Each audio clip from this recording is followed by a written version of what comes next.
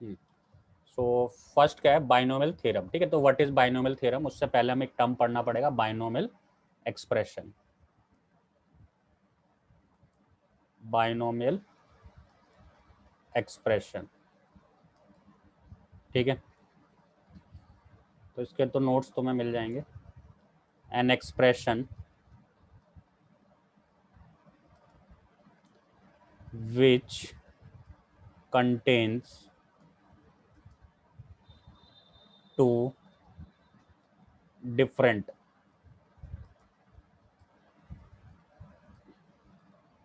terms is called binomial expression। ठीक है, आप छोटी क्लासेस में पढ़ चुके हैं कि but is monomial, binomial, trinomial, तो वही है। ठीक है, तो बाइनोमियल एक्सप्रेशन क्या है, इसमें दो टर्म हो बट डिफरेंट हो। लेट अस से एग्जांपल के लिए x प्लस वाई, कितने टर्म है, दो टर्म है बट डिफरेंट है। Next x square y plus one by x y square, दो टर्म है और दोनों के दोनों क्या है, डिफरेंट है। और ये भी ले सकते हो x square plus y square, दो टर्म है और दोनों क्या है, डिफरेंट है। और आप ये भी ले सकते हो root of x square plus one, first term, plus कुछ और ले लिया एक्स स्क्वायर प्लस वन की पावर क्यूब रूट कर दें। तो ये सारे क्या हैं, बाइनोमियल हैं। ठीक है, तो बाइनोमियल एक्सप्रेशन का ये एक्सप्रेशन है, थ्योरम नहीं है। ठीक है, याद रखना ये एक्सप्रेशन की बात हो रही है। तो बाइनोमियल एक्सप्रेशन क्या होता है, an expression which contains two different terms is called binomial expression. ठीक है,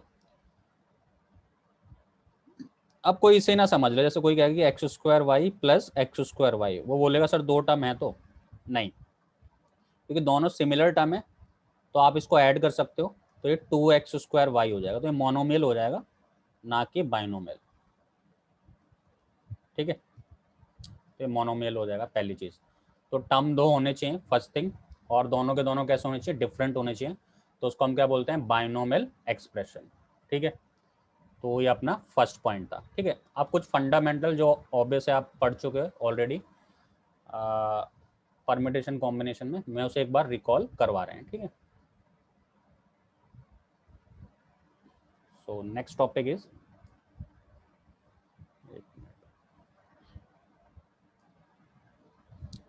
टर्मिनोलॉजी। ठीक है, terminology used in binomial theorem. अभी थ्योरम की कोई बात नहीं है, ये याद रखना। ठीक है, अभी बताया नहीं मैंने बाइनोमियल थ्योरम होती क्या है। टर्मिनोलॉजी क्या होती है, टर्मिनोलॉजी जो भी मतलब किसी भी चैप्टर में या कोई भी टॉपिक है उसमें क्या क्या टर्म यूज होते हैं तो उसको टर्मिनोलॉजी बोलते हैं। तो बाइनोमियल थ्योरम में क्या क्या टर्मिनोलॉजी यूज होती है उस पर बात करते हैं। तो सबसे पहला जो पॉइंट है most important, factorial representation.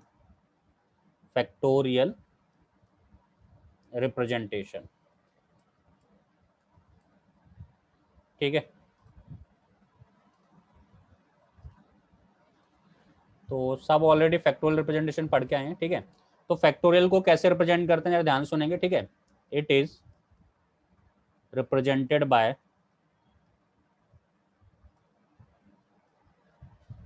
N factorial. ठीक है, ये एंगल बना के बोल सकते हो तुम, ये एन लिख दिया इसके अंदर, तो ये एन फैक्टोरियल या फिर ऐसे एन फैक्टोरियल। ठीक है, तो जनरली बुक्स में ये भी मिलेगा आपको और ये भी मिल सकता है, न्यू बुक्स में ज़्यादातर ये आता है एन फैक्टोरियल ऐसे करके, और पहले के टाइम में ऐसा आता था, जैसे एंगल बना के एन लिख दिया तो ये एन फैक्टोरियल हो गया। ठीक है, तो दोनों का मीनिंग क्या है, सेम है। ठीक है, और इसे प्रोनाउंस कैसे करते हैं, इज प्रोनाउंस एज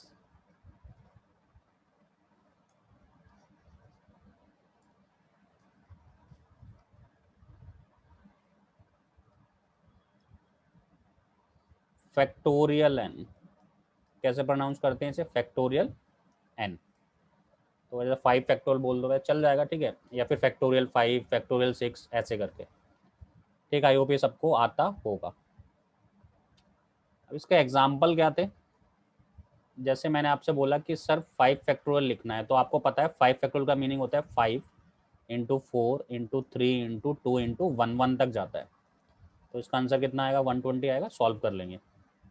और मैं आपसे बोलता हूँ 4 फैक्टोरियल कितना होता है, तो आप बोलेंगे 4 into 3 into 2 into 1 that is 24।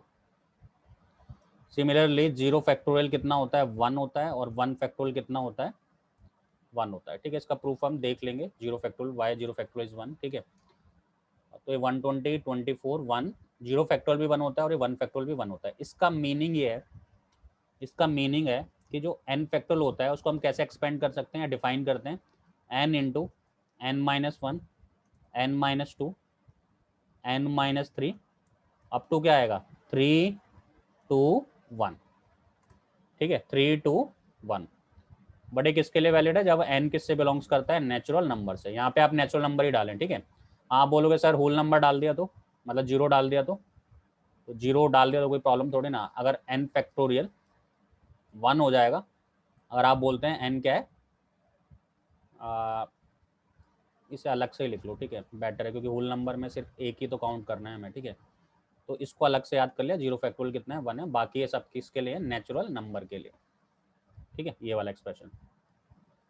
या ऐसा बोल सकते हो negative of factorial not define, तो भी आप इसे इंक्लूड कर सकते हो। ठीक है, अब देखो एक नेक्स्ट पॉइंट और है, नेगेटिव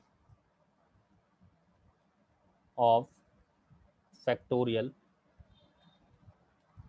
इज नॉट डिफाइंड।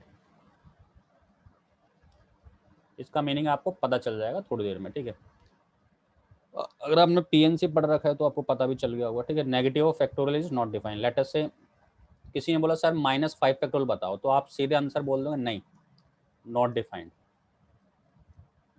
कुछ नहीं बोलना, ज़्यादा ज़्यादा कुछ बोलना नहीं है, बस सिंपल बोलना है नॉट डिफाइंड। -2 फैक्टोरियल तो आप सिंपल बोलोगे नॉट डिफाइंड। ठीक है, तो पहली चीज़ आप समझ गए हो, एन फैक्टोरियल को एक्सपेंड कैसे करते हैं। पहले एन आता है, फिर एक कम करते हैं, फिर एक और कम करते हैं, फिर एक और कम करते हैं, और कहाँ तक जाते हैं, 1 तक जाते हैं।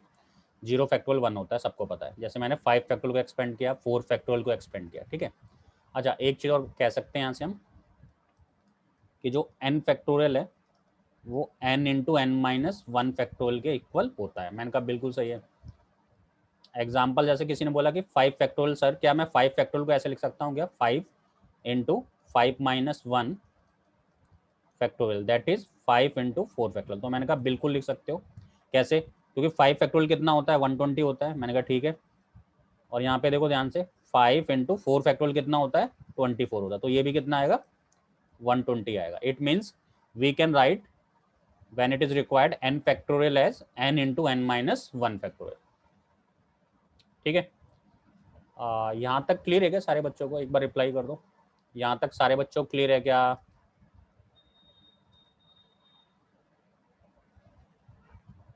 ठीक है, ये हम रिकॉल कर रहे हैं, ये ऑब्वियस है, आपको पहले से सॉरी पता होगा। ठीक है, ठीक है, तो आगे बढ़ जाते हैं फिर। ठीक है,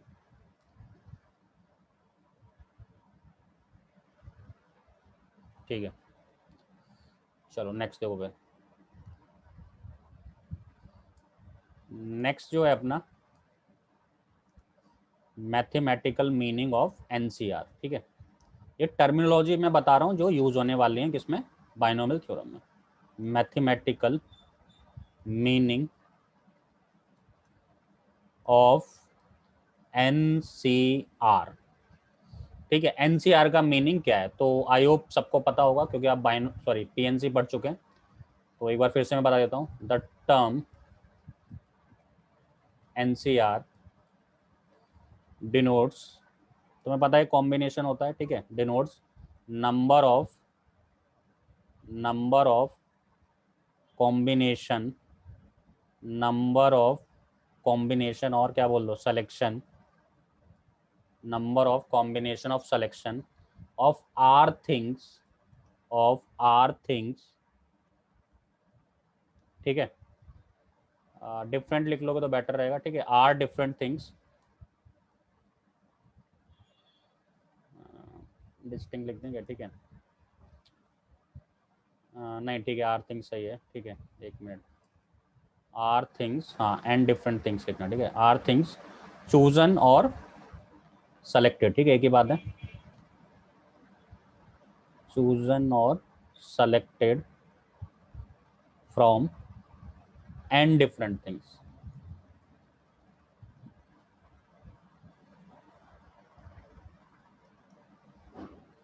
ठीक है, तो एनसीआर का मीनिंग क्या होता है, जैसे आपके पास मान लो एन डिफरेंट थिंग्स है and you have to choose four, मतलब four different things from out of n. ठीक है, जैसे आपके पास क्या कहते हैं 10 बॉल्स हैं डिफरेंट कलर की। ठीक है, 10 बॉल्स हैं डिफरेंट कलर की, और आपको क्या करते हैं 4 balls has to be selected और चूजन। ठीक है, तो आपको 4 बॉल सेलेक्ट करनी है, तो आप क्या बोल सकते हैं, आप बोल सकते हैं 10C4 NCR। ठीक है, यानी कि टोटल बॉल कितनी है 10, आपको कितनी चूज करनी है 4, तो उसको मैं लिखूंगा 10C4। समझ गए मेरी बात। ठीक है, तो ये होता है अपना सिलेक्शन। अब यहाँ से आप नेगेटिव को डिफाइन कर सकते हैं बड़े आराम से। ठीक है, थोड़ी देर में मैं डिफाइन करवा दूंगी नेगेटिव फैक्टोरियल क्या होता है, नॉट डिफाइन होता है। अब थोड़ा सा आगे बढ़ते हैं एनसीआर पे। ठीक है, तो एनसीआर क्या होता है, एनसीआर को कैसे एक्सपेंड करते हैं मैथमेटिकली, आप सबको पता होगा। पहले लिखते हैं हम एन फैक्टोरियल, और फिर लिखते हैं हम n minus r factorial into में आर फैक्टोरियल। ठीक है, आर को पहले लिख लो, जनरली ऐसे याद करते हैं हम। ठीक है, r factorial n minus r factorial ऐसे लिखते हैं। अब इसमें एक कंडीशन है, खुद सोच सकते हो तुम कंडीशन क्या है। अच्छा, मेरे एक क्वेश्चन है तुम्हारे लिए। ठीक है, एन और आर क्या होने चाहिए, मतलब इंटीजर होने चाहिए या होल नंबर भी चलेगा, बताओ।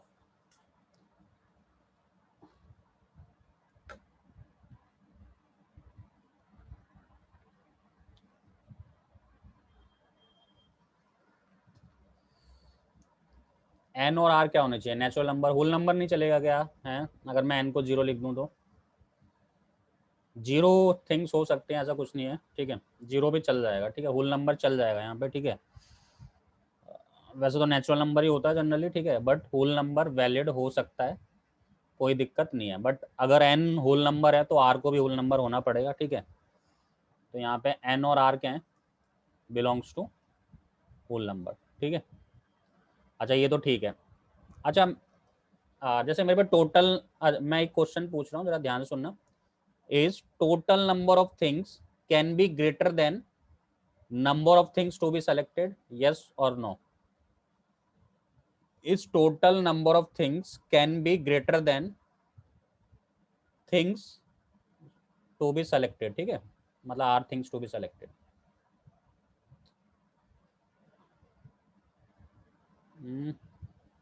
अच्छा, मेरे क्वेश्चन क्या है, मैं ये बोलना चाहता हूँ। ठीक है, is total number of things can be greater than things to be selected, yes और नो, बताओ। ध्यान सुन लो मैं क्या बोल रहा हूँ। ठीक है, टोटल नंबर ऑफ थिंग्स का मतलब एन है, यस, तो आंसर क्या आएगा इसका, यस आएगा। ठीक है, यस बिल्कुल सही है। बट इसका मैं अपोजिट लिख रहा हूँ। अगर मैं आपसे बोलता हूँ is number of things to be selected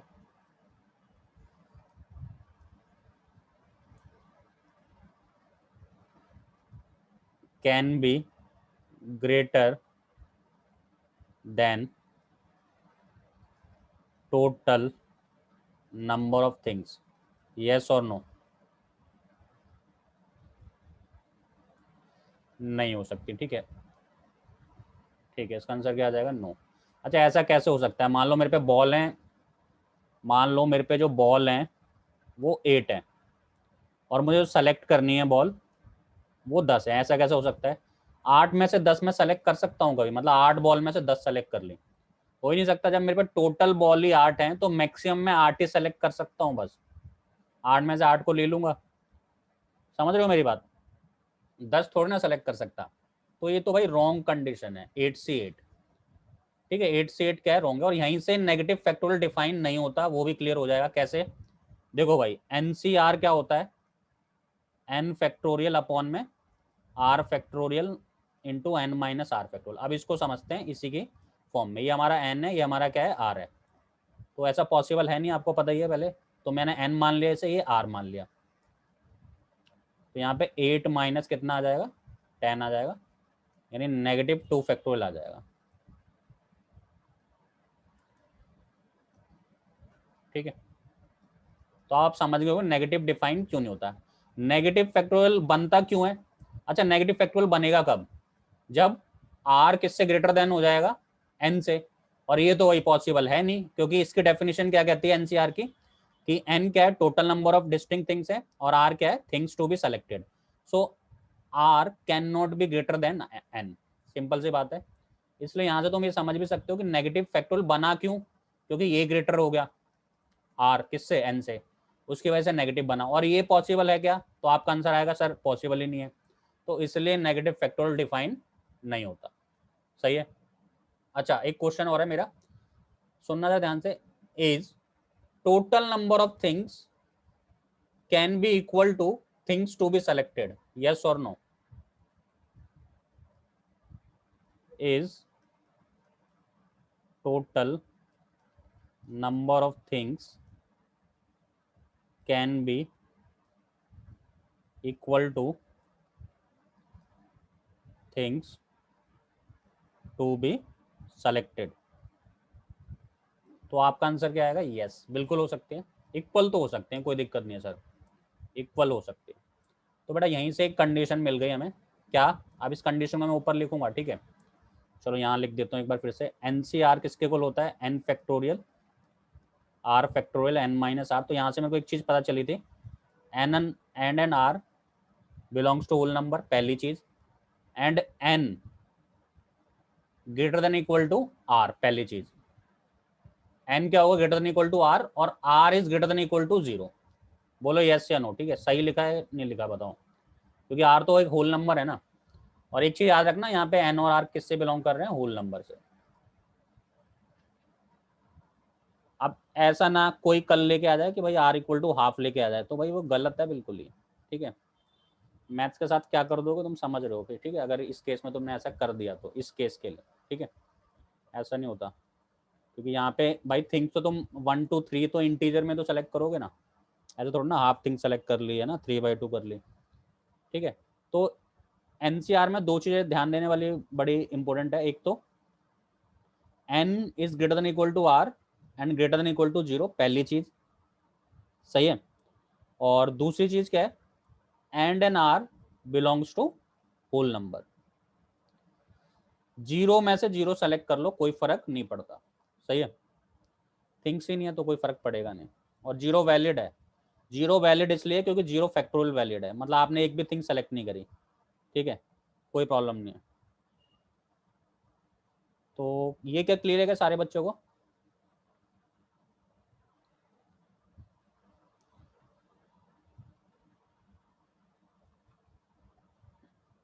हम्म, आगे बढ़ जाते हैं फिर। ठीक है,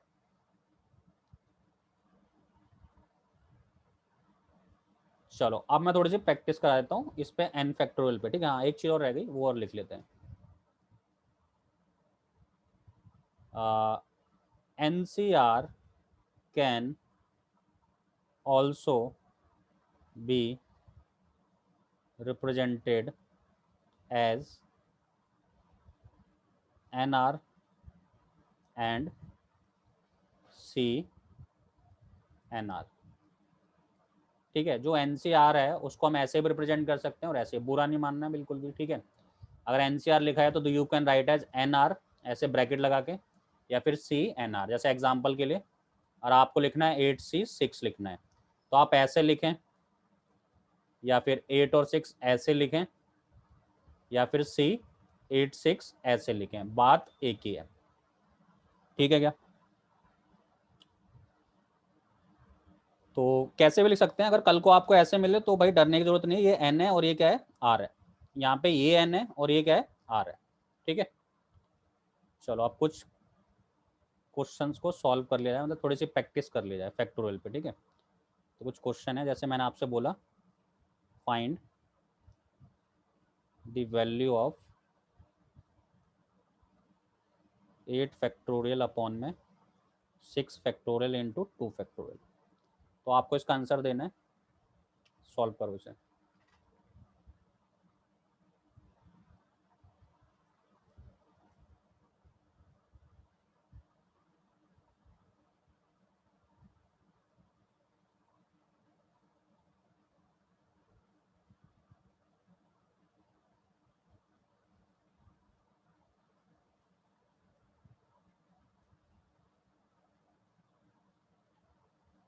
ट्वेंटी एट।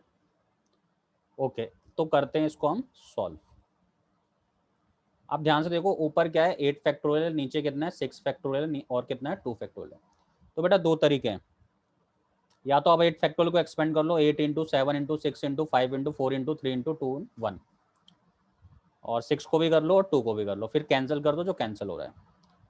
बट आपको एक प्रॉपर्टी ऑलरेडी याद है, तो हम इतनी मेहनत क्यों करें, हमें पता है n into n minus one factorial होता है, n factorial is equal to n into n minus one factorial. तो आप क्या कर सकते हैं, आपने देखा ऊपर 8 है, नीचे कितना है 6 है, तो मिनिमम कॉमन क्या है, सॉरी मैक्सिमम कॉमन क्या है 6 है। तो आप 8 को ना 6 तक लेके जाओ, तो आप लिखो 8 7 इंटू 6 फैक्टोरियल लिख सकते हैं, कोई प्रॉब्लम नहीं। दोनों का आंसर सेम है, 8 फैक्टोरियल का आंसर और इसका आंसर सेम आएगा। और नीचे क्या है 6 फैक्टोरियल, और इस 2 फैक्टोरियल को आप एक्सपेंड कर लो 2 इंटू वन करके। तो यहाँ से 6 से 6 क्या हो गया, कैंसिल हो गया, 2 से 1 कैंसिल हो गया, तो आंसर कितना आ जाएगा 28। ठीक है, अदरवाइज आप 8 को अलग एक्सपेंड करो, 6 को अलग, फिर कट फट करो, ठीक है, बहुत लेंदी हो जाएगा। तो बेटर है हमने इसका यूज़ कर लिया। नेक्स्ट का आंसर बता दो। You have 2 minutes for this. ठीक है, 1 मिनट में हो जाएगा, वैसे 2 मिनट्स दे रहा हूँ मैं तुम्हें, सॉल्व करो इसे।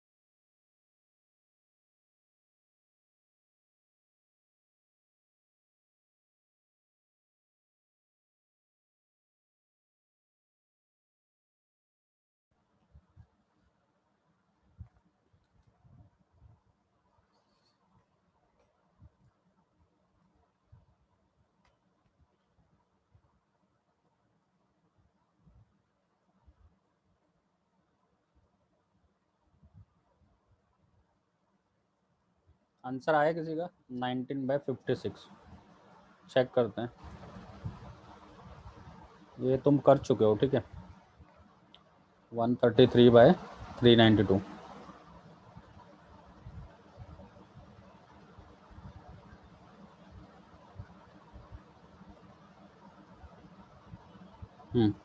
चलो देखते हैं।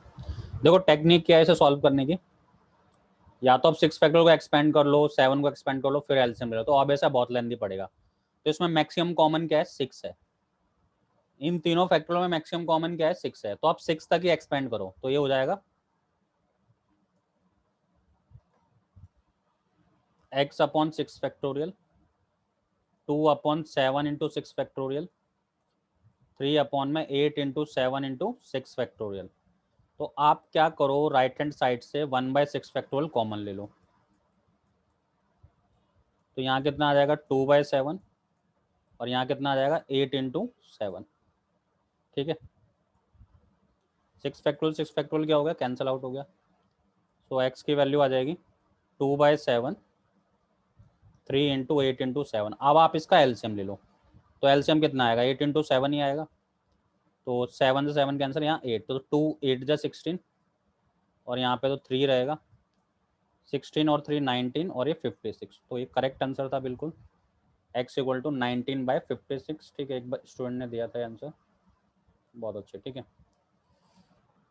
तो ये आंसर आ गया अपना। ठीक है, थोड़ा सा दिमाग लगाना है बस। चलो नेक्स्ट पे आ जाओ। एनसीआर पे प्रैक्टिस करेंगे अब हम, ठीक है। मैंने बोला 4C3 निकालना है आपको। तो सबसे पहले आपके माइंड में एक फॉर्मूला आया एनसीआर का, क्या होता है वो? N factorial r factorial n minus r factorial, ठीक है। तो बेटा मेरे लिए ये एन है और ये क्या है? आर है। तो मैं इस पर फॉर्मूला अप्लाई करता हूँ। एन फैक्टोरियल इसका मतलब 4 फैक्टोरियल, फिर मैंने देखा सर आर फैक्टोरियल लिखा तो मैंने लिखा 3 फैक्टोरियल, और n minus r it means 4 - 3 factorial, ठीक है। सॉल्व करें इसे।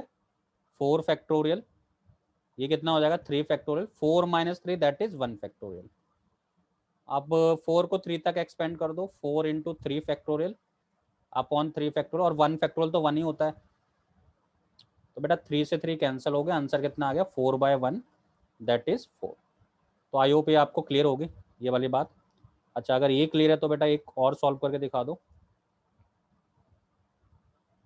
10C0, याद रखेंगे 0 फैक्टोरियल 1 होता है। चलो सॉल्व करो इसे।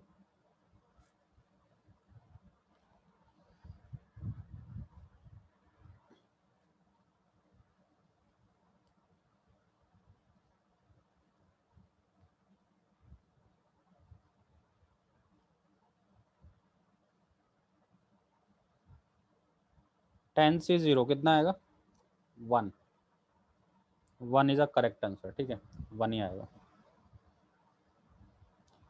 वही फॉर्मेट, मेरे को एक ही फॉर्मूला आता है, ये मेरा एन है ये मेरा आर है। तो एन सी आर क्या होता है? N factorial r factorial n minus r factorial. तो एन क्या है बेटा? 10 फैक्टोरियल। आर क्या है बेटा? 0 फैक्टोरियल। और 10 - 0 फैक्टोरियल, तो ये कितना आ जाएगा? 10 फैक्टोरियल 0 फैक्टोरियल 1 होता है, और 10 - 0 10, यानी कि 10 फैक्टोरियल। 10 से 10 फैक्टोरियल कैंसिल हो गया, आंसर कितना आ गया? 1 आ गया। सही है। अच्छा एक और कर दें जल्दी से सॉल्व। 9C1।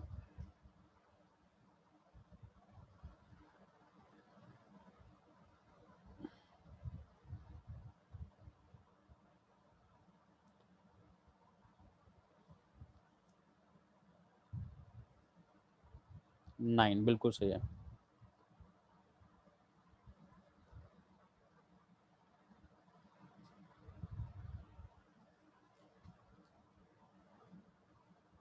तो बेटा क्या हो जाएगा? 9 फैक्टोरियल 1 फैक्टोरियल 9 - 1 फैक्टोरियल, तो हो जाएगा 9 फैक्टोरियल 1 फैक्टोरियल, यहाँ पे 8 फैक्टोरियल। 9 को लिख लिया 9 × 8, 1 तो 1 फैक्टोरियल तो 1 होता है, और 8 फैक्टोरियल। तो आंसर कितना आ गया? 9 आ गया। तो बेटा यहाँ पे आप दो चीज़ अगर नोटिस करें ना, एक चीज़ और कर लेते हैं, ठीक है।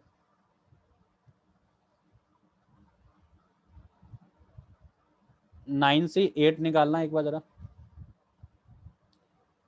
और 10 से 9 भी निकालना एक बार जरा, ठीक है। तो 9 से 8 कितना आएगा?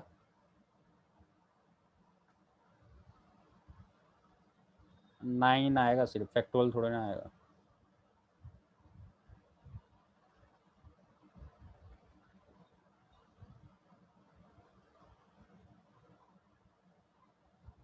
नाइन आएगा।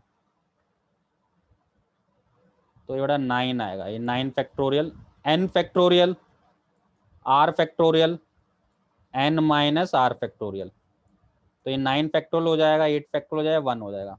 सेम चीज़ बन गई ऊपर वाली। तो 9 × 8 फैक्टोरियल, 8 फैक्टोरियल और इंटू 1, 1 फैक्टोरियल तो 1 ही होता है, 9 आ जाएगा। और नीचे वाला कितना आ जाएगा? 10 आ जाएगा क्या? यस। तो बेटा यहाँ से मैंने 2-3 ऑब्जर्वेशन करी, जरा ध्यान से देखेंगे, बिल्कुल ही ऊपर देखो।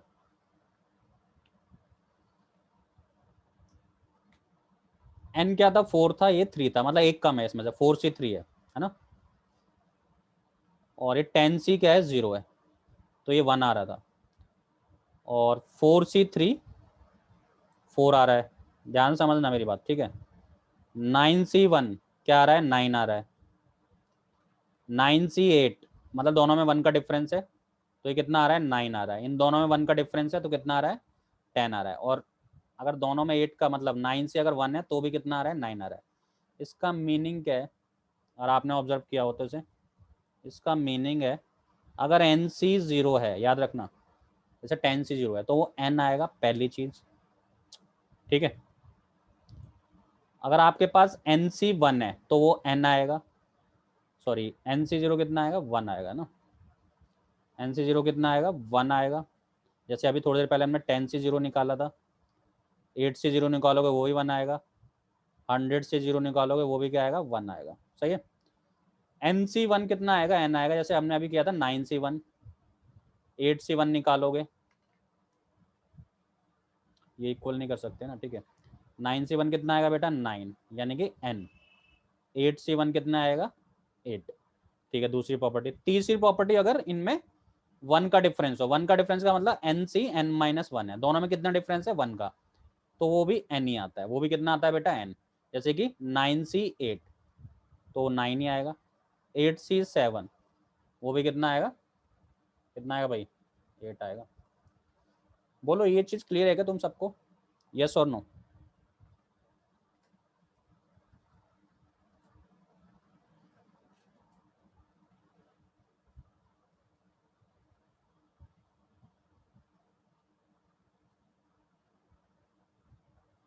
तो जल्दी से कमेंट कर दें फर्स्ट का आंसर, जल्दी से, ठीक है। सेकंड का आंसर कमेंट कर दें। फर्स्ट का आंसर कमेंट करें, यस 100। सेकंड का आंसर कमेंट करें, सेकंड का।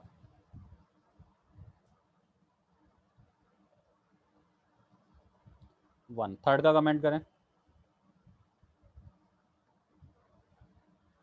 यस 10, ठीक है।